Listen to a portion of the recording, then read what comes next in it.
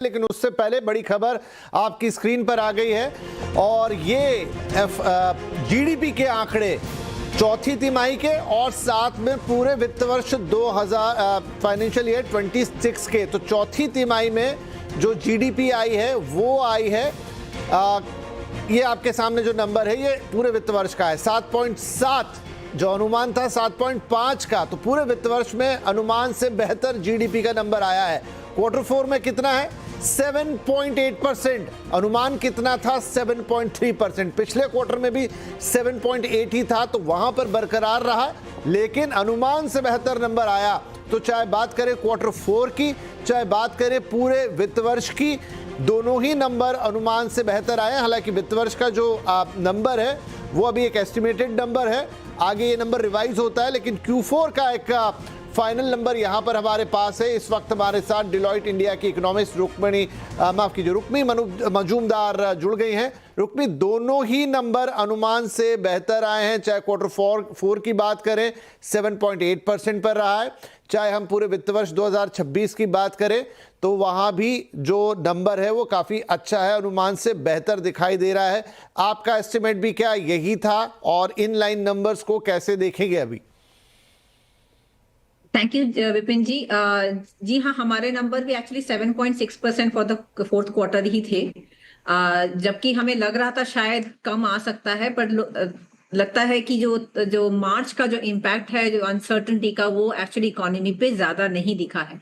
और उसका कारण भी वही है कि सरकार ने काफी जो इम्पैक्ट है खुद पे अब्सॉर्ब कर लिया था। ऑयल प्राइसेस पास ऑन नहीं हुए, इन्फ्लेशन काफी कंट्रोल पे रही थी, और जो मैन्युफैक्चरिंग और अदर इकोनॉमिक एक्टिविटी सेक्टर जो है उसमें वो इन्वेंट्री से उन्होंने अपना लास्ट क्वार्टर का, जो लास्ट महीने का जो एक्टिविटी चलाया था।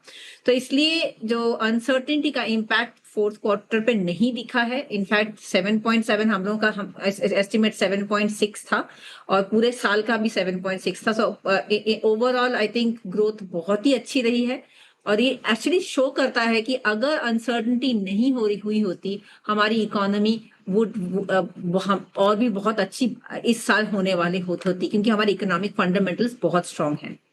राइट रुक्मी, जीवीए भी आ गया है क्वार्टर 4 के लिए 7.9%।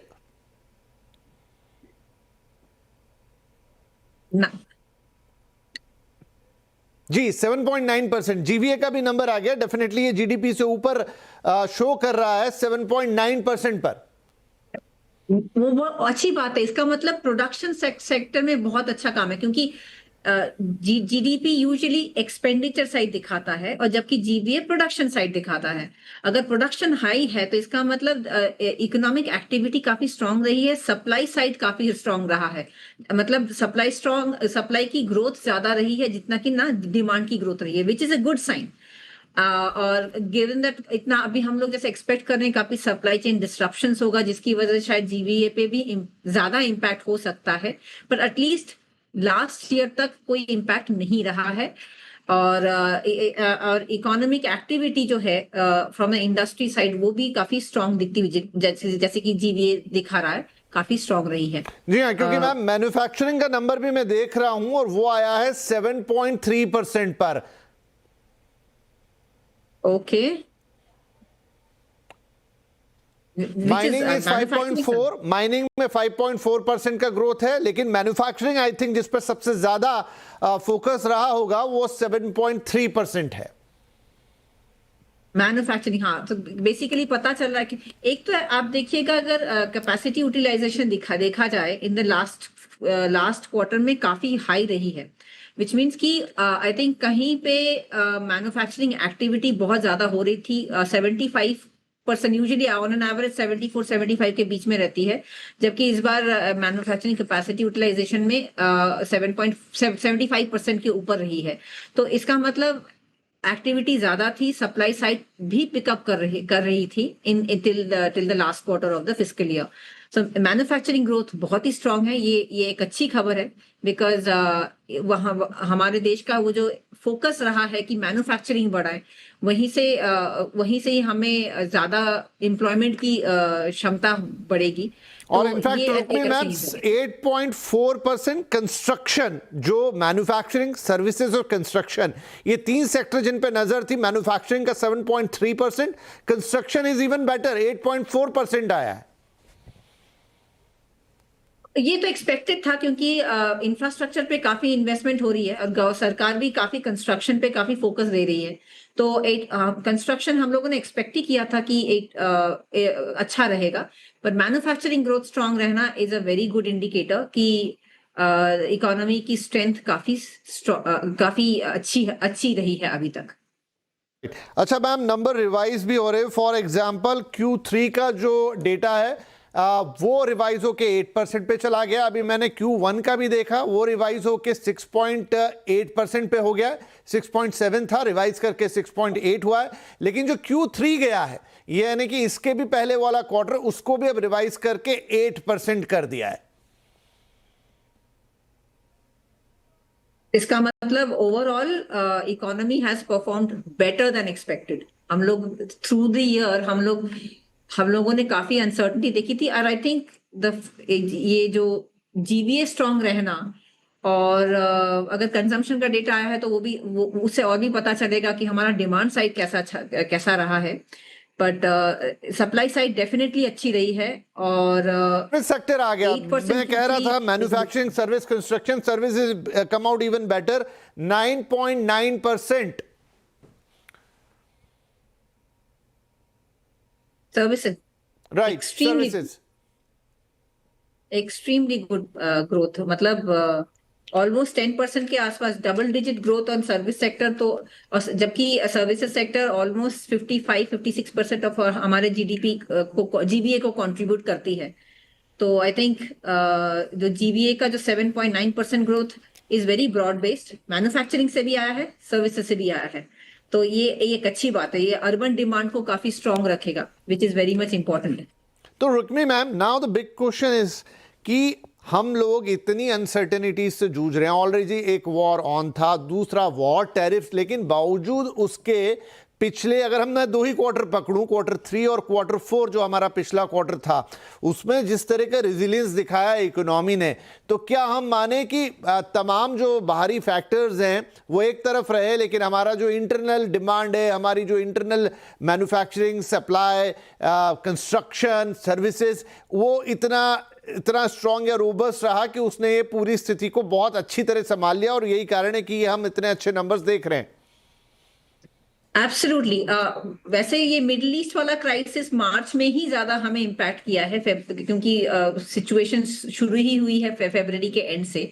तो उस एक महीने में आई थिंक, जैसे मैंने पहले बताया था, कि सरकार ने भी काफी अपनी तरफ से कोशिश की है कि उसका इम्पैक्ट इकोनॉमी पे ना आए। फ्यूल प्राइसेस नहीं बढ़ाए, काफी सब्सिडीज दिए थे, फर्टिलाइजर्स पे भी के प्राइसेस पे भी उन्होंने काफी उसको प्राइसेस को कम रखा, एलपीजी का सप्लाई का कंसिस्टेंट रखा। तो काफी सरकार ने भी कोशिश करी है कि इम्पैक्ट इमीडिएटली ना पड़े। उसकी वजह से ये दिखा है कि हमारा जो डोमेस्टिक डिमांड है और जो प्रोडक्शन कैपेबिलिटी है, वो दोनों ही बहुत स्ट्रांग है।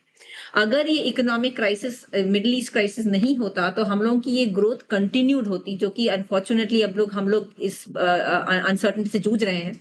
पर द फैक्ट दैट कि हम लोग इस क्राइसिस में घुसने से पहले हम इतने स्ट्रांग थे, वो एक बहुत कॉन्फिडेंस जताता है कि इंडिया शायद इस सिचुएशन से काफी अच्छे से निकल सकती है। अगर ये सिचुएशन ज्यादा दिन तक ना टिकी, तो हम लोग अज्यूम कर रहे हैं कि ये क्राइसिस जुलाई के बियॉन्ड शायद वो सिचुएशन काफी ईज हो जाएगी।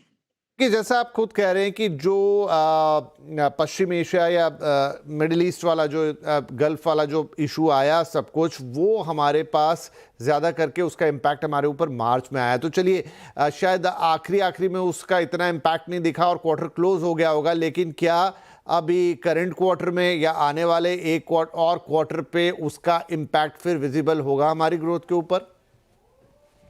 बहुत ही चांसेस हैं, स्पेशली इन्फ्लेशन पे तो सबसे पहले वो दिखेगा, क्योंकि अभी फ्यूल प्राइसेस पे भी इम्पैक्ट, मतलब मई ऑनवर्ड से तो फ्यूल प्राइसेस भी बढ़ गई हैं। उसके तो इन्फ्लेशन पे इम्पैक्ट होगा, हमारे एक्सपोर्ट्स पे इम्पैक्ट होगा, बिकॉज काफी सप्लाई चेन डिस्ट्रप्शन की वजह से हमारे एक्सपोर्ट्स घटे हैं। इंपोर्ट बहुत ज्यादा बढ़ा है क्योंकि कॉस्ट ऑफ इंपोर्ट बढ़ गया है। हमारी करेंसी भी काफी डेप्रिशिएट हुई है जिसकी वजह से हमारा इंपोर्ट का कॉस्ट बढ़ेगा। सो अगर नेट एक्सपोर्ट माइनस इंपोर्ट जो करते हैं, अगर घट गया तो वो उसका जीडीपी पे भी बहुत डायरेक्ट इम्पैक्ट पड़ेगा। इन्फ्लेशन का इम्पैक्ट आपका नॉट प्रोडक्शन में पड़ेगा, तो मैन्युफैक्चरिंग सेक्टर और जो इतना स्ट्रांग रहा है, सडनली अगर इनपुट मटेरियल एक्सपेंसिव हो जाए और उन मैन्युफैक्चरिंग सेक्टर इमीडिएटली वो कॉस्ट कंज्यूमर पे पास नहीं कर सकती है, तो उसकी वजह से क्या होगा कि उनको वो अपना मार्जिन पे काफी इम्पैक्ट लेना पड़ेगा, और जिसकी वजह से अगर इन्वेस्टमेंट्स में इम्पैक्ट होगी, प्राइवेट इन्वेस्टमेंट्स में। और कंज्यूमर डिमांड ऑफ कोर्स, अगर इन्फ्लेशन बढ़ा है और आगे जो एल नीनो की सिचुएशन आने वाली है जिसकी वजह से फूड प्राइसेस पे भी इम्पैक्ट हो सकता है, तो ये सब रिस्क काफी हैं जो कि इकोनॉमिक आउटलुक को थोड़ा मॉडेस्ट रखती है। इनफैक्ट आज आरबीआई ने भी जो अनाउंस किया, उन्होंने ग्रोथ फोरकास्ट 6.9% से 6.6 घटा दिया है, ये मान के कि ये सिचुएशन अब एटलीस्ट इस साल तक इकोनॉमिक आउटलुक को इम्पैक्ट करेगी। थैंक यू रुमकी, बहुत डिटेल में ये बातचीत आपने हमारे साथ की, एक एनालिसिस दिया इन नंबर्स का क्या मतलब है, किस कारण से ये नंबर्स इतने अच्छे दिखाई दे रहे हैं और अब आगे इन नंबर्स को लेकर क्या तस्वीर बनेगी। अब तक तो बहुत अच्छा प्रदर्शन ये हमने देख लिया Q4, और ओवरऑल जो पूरा नंबर आया है FY26 के लिए वो भी सेटिस्फैक्ट्री कहा जा सकता है, लेकिन असली चैलेंज यहाँ से शुरू होगा क्योंकि अब करंट फिस्कल में और उसके आगे आपको उसका इम्पैक्ट आता हुआ दिखाई देगा। बहुत धन्यवाद। मैं दर्शकों के लिए एक बार रिवाइज कर देता हूं, तो देखिए जीडीपी के बड़े नंबर जिनका इंतजार था Q4 के लिए, जो हमारी अर्थव्यवस्था है, जो जीडीपी है वो 7.7% पर 7.8% आई है, अनुमान था 7.3% का, तो एक अच्छा नंबर है। वहीं अगर वित्त वर्ष 2026 की पूरे की बात करें तो जीडीपी ग्रोथ आया है 7.7% पर, जो कि अनुमान था 7.5% पर। इनफैक्ट पिछले क्वार्टर्स को रिवाइज किया गया, नॉमिनल जीडीपी ग्रोथ है वो भी 8.9% पर आया, जो कि एक हेल्दी नंबर कहा जा सकता है। और बहुत इंपॉर्टेंट कि जीवीए 7.9% पर है, तो ये दिखाता है कि इंटरनल कैपेबिलिटीज देश की कितनी अच्छी हैं। 3 नंबर जिन पे बड़ा फोकस था, इंडस्ट्री का भी नंबर आ गया, इंडस्ट्रियल ग्रोथ 7.3% पर रही है जो काफ़ी अच्छी है, लेकिन मैन्युफैक्चरिंग 7.3%, कंस्ट्रक्शन 8.4% और सर्विसेज ने तो ऑलमोस्ट डबल डिजिट को टच किया 9.9% पर। ये जो 3 बड़े फैक्टर्स या नंबर्स टू वॉच थे, वहां पर बहुत अच्छा प्रदर्शन करती हुई अर्थव्यवस्था नजर आई है, तमाम बाधाओं के बावजूद, जो कि देश को या ग्लोबल क्राइसिस जिसे हम इस वक्त कहें वो थी। तो एक अच्छे नंबर यहां पर जीडीपी के आते हुए, चाहे Q4 की बात करें या ओवरऑल वित्त वर्ष 2026 के लिए।